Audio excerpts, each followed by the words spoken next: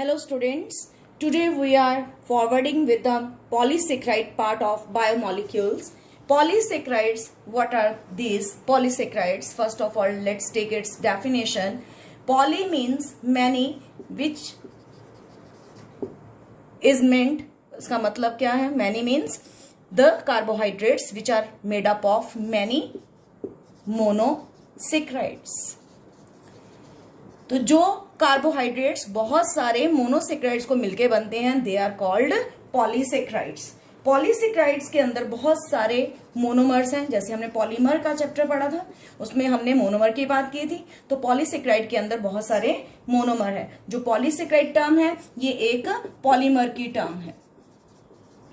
Now polysaccharide के तीन जो कैटेगरीज हैं, तीन क्लासेस हैं या तीन एग्जाम्पल्स हैं जो हमारे सिलेबस का पार्ट है. That is starch, cellulose, glycogen. इसमें से भी हमारा फोकस इन दोनों पे रहेगा, starch and cellulose. However we will discuss little about glycogen also. तो first of all we are going to talk about starch. Starch in other name amylum. General formula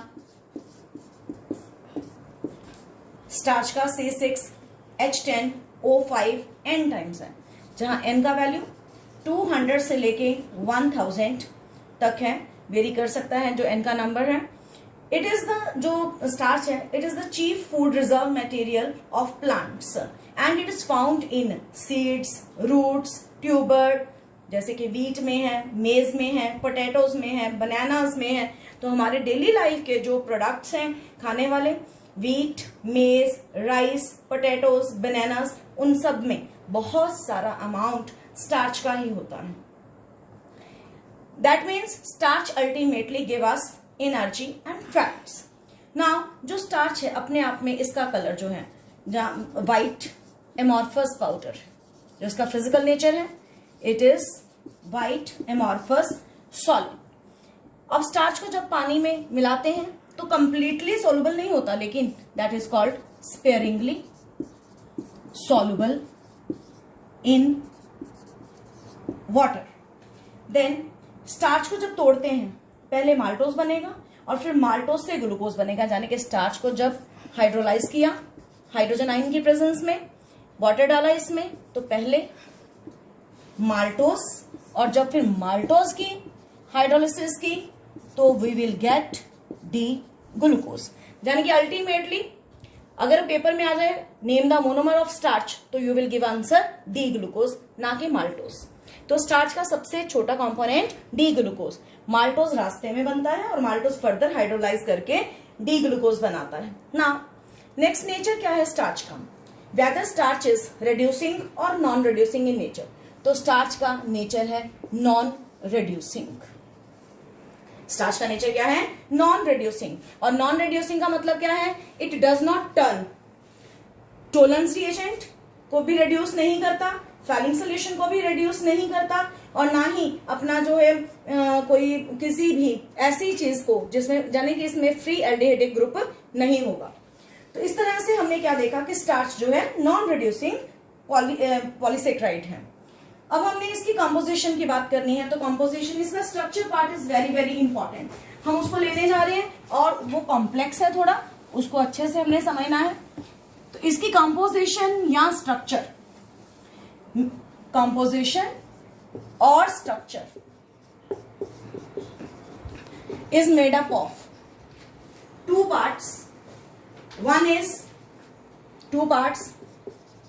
One is amylose and another part is amylopectin. और बहुत बार ये paper का, हमेशा board paper का question रहा है, what is the difference between amylose and amylopectin. यानी कि हमने यहाँ पे ये बात स्टार्ट की है कि starch is not a single compound, rather it is made up of two parts, two components. One is amylose, in other is amylopectin. जो अमाइलोज है और माइलोपेक्टिन, दोनों में डिफरेंस क्या है? पहले मैं अमाइलोज की अगर बात करूं, फर्स्ट डिफरेंस में, it is water soluble component and it is water insoluble component. Second point में टोटल पार्ट में इसका 15 to 20% है, और यहाँ पे अमाइलोपेक्टिन 82-85% है। देन जो हमारे पास दोनों के डिफरेंस के बाद ये पॉइंट, तीसरा पॉइंट केमिकल डिफरेंस जो हम लिखने जा रहे हैं, वेरी वेरी इंपॉर्टेंट। ये तो हमने फिजिकल डिफरेंस देखा, अब केमिकल डिफरेंस की बारी है। तो यहाँ पे भी क्वेश्चन बनता है कि give the chemical difference between this. तो वहां पे नहीं हमने वाटर सॉल्युबल और वाटर इनसॉल्युबल लिखना, these two differences are physical differences. तो अब केमिकल डिफरेंसेस के अंदर क्या है, जो हमारे पास अमाइलोज है, it gives blue colour with iodine solution. This does not give, amylopectin does not give blue color with that is iodine solution. Now दोनों में कॉमन पॉइंट क्या है, दोनों का कॉमन पॉइंट भी तो हम बात करें, दोनों में कॉमन चीज क्या है, दोनों they are made up of alpha D plus glucose, both are made up of alpha D plus glucose. लेकिन फिर अगर दोनों ये सेम के बने हैं तो फिर और क्या डिफरेंस, तो मेन डिफरेंस की बात सुनते हैं। जहां पे हमने एन का वैल्यू अभी पढ़ा था, इसमें एन का वैल्यू 200 से लेके 1000 यूनिट्स तक होता है, और यहाँ पे एन का वैल्यू यानी कि जो अल्फा डी ग्लूकोज के यूनिट्स का नंबर है 2000 से 3000 तक है। यहाँ सिर्फ 200 से 1000 और यहाँ पर ग्लूकोज के यूनिट्स का नंबर 2000 से 3000 है।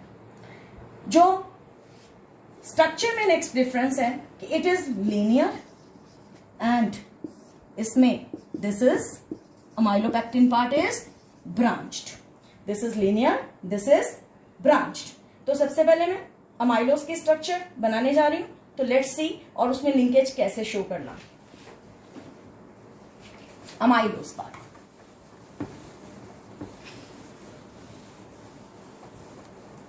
अमाइलोज इज लीनियर पॉलीमर, जिसमें मैं 3 यूनिट ही लेके बस बात करूंगी, जितना को हमारे पास स्पेस बचता है।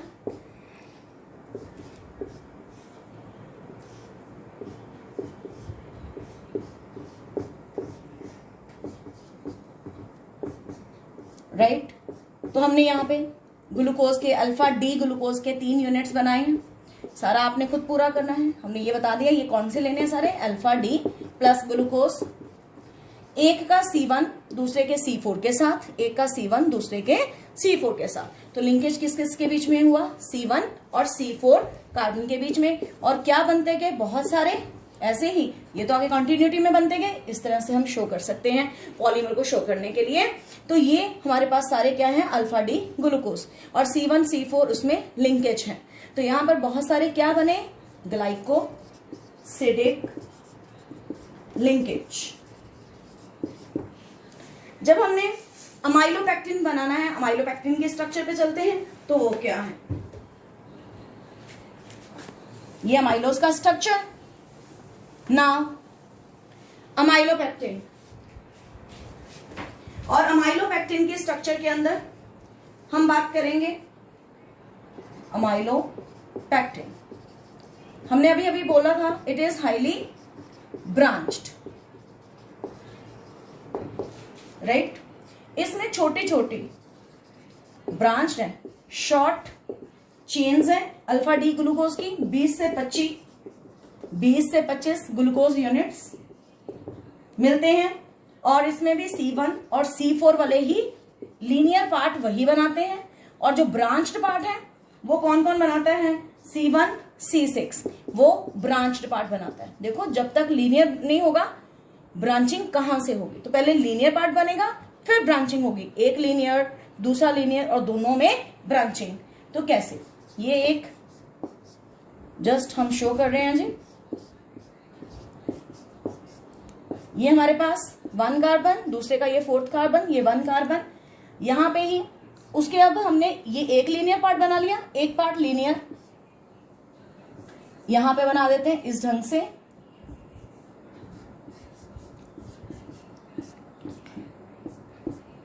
कार्बन नंबर 1 2 3 4 5 हमने क्या कहा, ब्रांचिंग के लिए कौन सा कार्बन यूज करना है, 6। ये 6 वाला कार्बन और ये 1 वाले का ये पार्ट था। अब दोनों का कौन सा, इसका H और इसका OH मिलके वाटर मिलके बाहर जाएगा, और दोनों में फिर बॉन्डिंग को कैसे शो करेंगे, ये बाहर चला गया तो हमने इसको ऐसे बना दिया। तो यहां पर this bond is called glycosidic linkage, और ये लिंकेज C1C6 अल्फा लिंकेज कहलाएगा, and that linkage C1C4 alpha linkage. इसको भी इधर और कंटिन्यू कर लीजिए और शो कर सकते हो, एक लीनियर चेन दूसरा लीनियर चेन, और दोनों में ये क्या शो किया, ब्रांचिंग। जो लीनियर वाले में बॉन्डिंग है C1C4 अल्फा लिंकेज है, और जो ब्रांचिंग वाले में है C1C6 अल्फा लिंकेज है। इस तरह से ये हमारा ब्रांचिंग स्ट्रक्चर ऑफ किसका हुआ, अमाइलोपेक्टिन का। अमाइलोपेक्टिन की एक खास बात क्या है, जो अमाइलोपेक्टिन है, जो हमारे पास अमाइलोपेक्टिन है, it is water insoluble part, ये हमने बात कभी नहीं भूलनी है। हाईली ब्रांच्ड है, लेकिन इसमें शॉर्ट चेन्स होती हैं 20 to 25 ग्लूकोज यूनिट्स की। विद दिस ये आपका starch part is over. Now take cellulose as another example of polysaccharide. Cellulose its molecular mass, कुछ फीचर्स हम इसके लिख रहे हैं 50,000 to 5 लाख, एंड जो सेलुलोज के अंदर ग्लूकोज यूनिट्स हैं, जैसे कि हमने पॉलीसेकेराइड का जनरल फॉर्मूला ये पढ़ा, और यहाँ पे एन का वैल्यू 300 से 3000 तक है, यानी कि ultimately cellulose is also made up of glucose, और ये अल्फा नहीं बीटा डी ग्लूकोज हाइड्रोलिसिस करवाने के बाद देता है। और इसकी सबसे इंपॉर्टेंट बात कि इसकी हाइड्रोलिसिस जल्दी नहीं होती है, उसके लिए एंजाइम इमल्सिन चाहिए या सेलुलेज एंजाइम चाहिए। It does not undergo hydrolysis easily. However इसकी जब हाइड्रोलिसिस होती है, हाइड्रोलिसिस सिर्फ पहले तो ये एंजाइम भी जरूरी है, साथ में एसिडिक मीडियम में होती है, तो इसके लिए acidic medium dilute sulphuric acid use किया जाता है। Then it gives small components, और वो स्मॉल कंपोनेंट्स क्या हैं, बीटा डी ग्लूकोज। और अगर हम इसका रिएक्शन है, अगर हम सेलुलोज की बात कर रहे हैं किसके साथ, कॉन्सेंट्रेटेड NaOH के साथ, तो इसके साथ ये एक जिलेटिनस मास बनाता है। सल्फ्यूरिक एसिड डाइल्यूट फॉर्म में लिया तो क्या बना इसका, बीटा डी ग्लूकोज, यानी कि हाइड्रोलिसिस हुई। जब कॉन्सेंट्रेटेड सोडियम हाइड्रोक्साइड लिया तो इसने एक जिलेटिनस मास बनाया, और इस जिलेटिनस मास की वजह से ही जो कॉटन के कपड़े वगैरह होते हैं जिनमें शाइनिंग होती है, उसको ये लस्टर देता है। तो कॉटन में लस्टर कहां से आता है, when cellulose reacts with concentrated sodium hydroxide. तो इस तरह से हमने देखा कि लस्टर कहां से आता है। नेक्स्ट जो इसकी प्रॉपर्टी है, cellulose is insoluble in water. पानी में तो नो डाउट इनसॉल्युबल है, लेकिन फिर क्वेश्चन एक का ये बहुत इंपॉर्टेंट क्वेश्चन ये बनता है कि ये पानी में इनसॉल्युबल है, लेकिन ये सॉल्युबल किस में है, तो सॉल्युबल वाला रिएजेंट स्वेट्जर्स रिएजेंट। ये स्वेट्जर रिएजेंट क्या होता है, ये तो साइंटिस्ट के नाम से रखा। केमिकल कंपोजिशन इसका क्या है, it is ammoniacal solution of cupric hydroxide.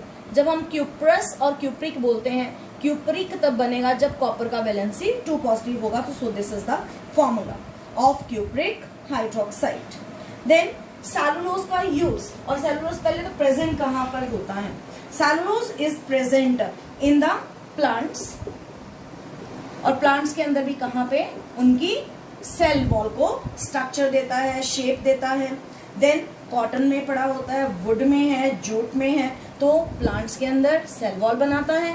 फिर किस किस में है, और कॉटन, वुड, जूट, इन सब के अंदर ये प्रेजेंट है। नाउ नेक्स्ट प्रॉपर्टी सेलुलोज की, it is non reducing in nature. It is non reducing in nature, और नॉन रिड्यूसिंग का अगेन वही मतलब, it does not reduce Tollens reagent, Fehling solution, और इन दोनों को ये बिल्कुल भी रिड्यूस नहीं करता, तो इसलिए this is non reducing in nature. अब इसकी मैं स्ट्रक्चर की बात करने जा रही हूँ। तो स्ट्रक्चर लीनियर है पहली बात, और स्ट्रक्चर को साथ ही हमने बना लेना है। और लीनियर है तो एंड वाले कंपोनेंट्स क्या है, बीटा डी ग्लूकोज। उन बीटा डी ग्लूकोज ने कैसे जुड़ना है कि हमारे पास इसका लीनियर स्ट्रक्चर डेवलप हो जाए। तो अब हमने जो ग्लूकोज के यूनिट्स बनाने हैं सब बीटा फॉर्म में बनाने हैं, और बीटा फॉर्म का मतलब यू मस्ट बी रिमेम्बरिंग क्या है, यहां पे बना के देखते हैं। This is beta D glucose, ये एक यूनिट है बीटा डी ग्लूकोज का। ये इसका कार्बन नंबर 1, ये कार्बन नंबर 4, कार्बन 1 2 3 4 5 6, ये एक यूनिट हमने किसका बनाया, बीटा डी ग्लूकोज का। ये दूसरे बीटा डी ग्लूकोज के, इसका कार्बन नंबर 4 दूसरे के 1 के साथ यहाँ पे OH H, अगेन इसका OH और इसका OH, इन्होंने मिलके वाटर निकालना है। तो दोनों में जब दोनों ने इकट्ठा हो जाना है वाटर निकालने के बाद, तो कॉम्बिनेशन ये हो गया, और ये क्या बना यहाँ पे, ग्लाइकोसिडिक लिंकेज। एक बात मैं साफ क्लियर कर दूं, आप ये मत सोच लेना कि ये ब्रांचिंग हो गई है, दिस इज नॉट ब्रांचिंग। सिर्फ क्योंकि बीटा है इसलिए बनने का ढंग ऐसा है, this is how ever called linkage, क्योंकि ये दो लिंकेज नहीं बना रहा, लिंकेज एक है, so it is linear not branched like that. इसने फिर आगे बनाया, इसको ऐसे छोड़ दिया, इसने भी बनाना है तो इसको भी ऐसे रख दिया, तो ये हमारा सिर्फ पॉलीमराइजेशन शो कर रहेगा आगे। तो हमने सिर्फ 2 यूनिट लेके ही बीटा के 2 यूनिट्स लेके सेलुलोज की स्ट्रक्चर को एक्सप्लेन कर दिया। अब सेलुलोज के लिए एक बहुत ही इंपॉर्टेंट क्वेश्चन ये है कि सेलुलोज इज नॉट डाइजेस्टिबल। क्या हम लकड़ खा सकते हैं, वुड खा सकते हैं, जूट खा सकते हैं, कॉटन खा सकते हैं? नो। क्यों नहीं खा सकते? This is the question. क्यों नहीं खा सकते? हम घास खा सकते हैं, सीधा हमें घास दे दिया जाए खाने की जगह, हम नहीं खा सकते हैं। व्हाई? क्योंकि हमारे अंदर एंजाइम सेलुलेज नहीं है जो सेलुलोज को हाइड्रोलाइज करेगा, तो हम सेलुलोज को डाइजेस्ट नहीं कर सकते। तो कौन कर सकता है? घास कौन खाते हैं? काऊ खाता है, फिर बुफेलो है, डियर है, जितने ग्रेजिंग एनिमल्स हैं वो सब उनके अंदर सेलुलेज है, और उनके अंदर सेलुलेज होने की वजह से they can digest cellulose, but human being can not. क्योंकि जितने हमने बोले, काऊ बोला, बुफेलो बोला, यहाँ डियर बोला, ये सारे के सारे क्या है? रूमिनेंट एनिमल जो घास चरते हैं, तो वो कर सकते हैं इसको डाइजेस्ट। क्यों? क्योंकि उनके अंदर कौन सा एंजाइम है? उनके र्यूमेन के अंदर, उनके स्टमक के अंदर, दैट इज सेलुलेज, इसलिए they can digest but human being can not. Now इसमें हमारा नेक्स्ट पार्ट क्या आया? ग्लाइकोजन। सेलुलोज इसी के साथ खत्म है, और ग्लाइकोजन को हमने ज्यादा नहीं पढ़ना, सिर्फ उसका इंट्रोडक्शन ही देना, और उसमें मेन क्वेश्चन ये आता है कि what is the difference between cellulose and glycogen. ये उसका मेन क्वेश्चन है, उसके स्ट्रक्चर हमारे सिलेबस का पार्ट नहीं है, तो मैं बस उसी क्वेश्चन को यहाँ पे कवर करने जा रही हूँ। तो ग्लाइकोजन, जिसका जनरल फॉर्मूला वही जो बाकियों का भी था। अब इसमें जैसे हमने स्टार्च पढ़ा था, तो ग्लाइकोजन एक कंडेंसेशन पॉलीमर है जिसमें ये भी अल्फा डी ग्लूकोज यूनिट्स का ही बना हुआ है, और इसे ग्लाइकोजन को पहले माल्टोज में कन्वर्ट होना है, और वो माल्टोज फिर ग्लूकोज में कन्वर्ट होता है, और इसके लिए ग्लाइकोजन को माल्टोज में कन्वर्ट होने के लिए अमाइलेज एंजाइम चाहिए, राइट।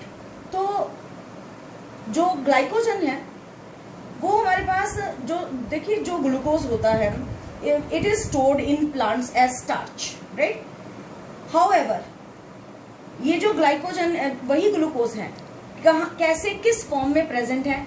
तो it is present, it is stored as glucose is stored as glycogen in liver and muscles of human beings। तो ह्यूमन बीइंग के अंदर वही ग्लूकोज किस फॉर्म में स्टोर है? ग्लाइकोजन की फॉर्म में, राइट। ये हमारे ब्रेन में भी ग्लाइकोजन की फॉर्म में ही स्टोर है, तो सिर्फ लिवर और मसल ही नहीं बल्कि ब्रेन में, राइट। हमें जब भी हमने फास्टिंग रखी है, जहाँ ज्यादा एक्सरसाइज की है, आपने ज्यादा दौड़ लगाई है, तो आपको जब भी जरूरत होती है एनर्जी की, तो ये ग्लूकोज उसी ग्लाइकोजन को यूज करता है, और जब उस ग्लाइकोजन को यूज करता है तो ग्लाइकोजन अल्टीमेटली हाइड्रोलिसिस करवाने के बाद क्या देता है, ग्लूकोज। यानी कि glucose is stored as glycogen in liver, muscles and brain of human being. तो ग्लाइकोजन को हम इसीलिए एनिमल स्टार्च के नाम से भी जानते हैं। इसकी स्ट्रक्चर की अब मैं बात करने जा रही हूँ, स्ट्रक्चर जो हमारा पार्ट है, लेकिन हमारा स्ट्रक्चर में एक्सप्लेन बस सिर्फ इसका सेलुलोज के साथ डिफरेंस बताना। Its structure just similar to amylopectin, cellulose भी नहीं, हम इसका डिफरेंस अमाइलोपेक्टिन के साथ बेसिकली जो स्टार्च में हमने दो कंपोनेंट्स पढ़े थे, अमाइलोज एंड अमाइलोपेक्टिन, तो हम अमाइलोपेक्टिन के साथ इसका स्ट्रक्चर है तो सिमिलर, फिर भी एक डिफरेंस है। और वो क्वेश्चन क्या आता है कि what is the difference between glycogen and amylopectin, और वो ये है कि जो अमाइलोपेक्टिन एक्चुअल में है उसके अंदर 20 to 25 ग्लूकोज यूनिट्स होते हैं, जबकि ग्लाइकोजन में 10 to 14 ग्लूकोज यूनिट्स होते हैं। इसका मतलब यहां पे कम यूनिट्स है स्ट्रेट लाइन में, यानी कि ये क्या हो गया, ग्लाइकोजन हाईली ब्रांच्ड हो, highly branched as compare to amylopectin. तो ग्लाइकोजन के अंदर 10 to 14 glucose units and it is highly branched. तो ये थे सारे polysaccharides. Now last part of carbohydrates, that is its importance. तो कार्बोहाइड्रेट्स की इंपॉर्टेंस क्या है, हमें कभी भी इसकी इंपॉर्टेंस नहीं भूलनी। 3 इंपॉर्टेंट पॉइंट्स हैं, और कभी भी पेपर में आ जाए एक भी एक्सप्लेन करना या लिखना कि what is the importance of carbohydrates, तो मेन पॉइंट क्या है। हमने क्या देखा, हमने कार्बोहाइड्रेट को हम रोटी कपड़ा मकान और घर में एलपीजी यूज करना, पेट्रोल को यूज करना, तो जाने और हम लोग इसको खाते हैं, जैसे कि हमने पोटैटो खाया, राइस खाए, तो हमारी बॉडी में भी ये गया। It is used as biofuels because they are essential for plants and animals, essential for life of plants and animals। और biofuel मतलब हमारे अंदर जाके हमें एनर्जी खाने से ही मिलती है, इसलिए बायोफ्यूल हमारी बॉडी को रन करते हैं ये कार्बोहाइड्रेट्स, इसीलिए उनका फंक्शन मेन क्या है, biofuels, and they give energy to us. Then they are structural material, अभी अभी हमने पढ़ा cellulose is structural material of plants, उनकी सेल वॉल बनाता है, वुड बनाता है, जूट बनाता है, कॉटन है। Then they are used as industrial material also, industries में भी बहुत सारे रॉ मटेरियल प्रोड्यूस करता है, पेपर है, लैकर्स है, ब्रेड्स है, टेक्सटाइल है, तो टेक्सटाइल में wood pulp, then paper pulp, ये सब हमें कहां से मिले, ट्रीज से मिले। तो these are the importance of carbohydrates. With this, carbohydrate part is over. Thank you and have a good day.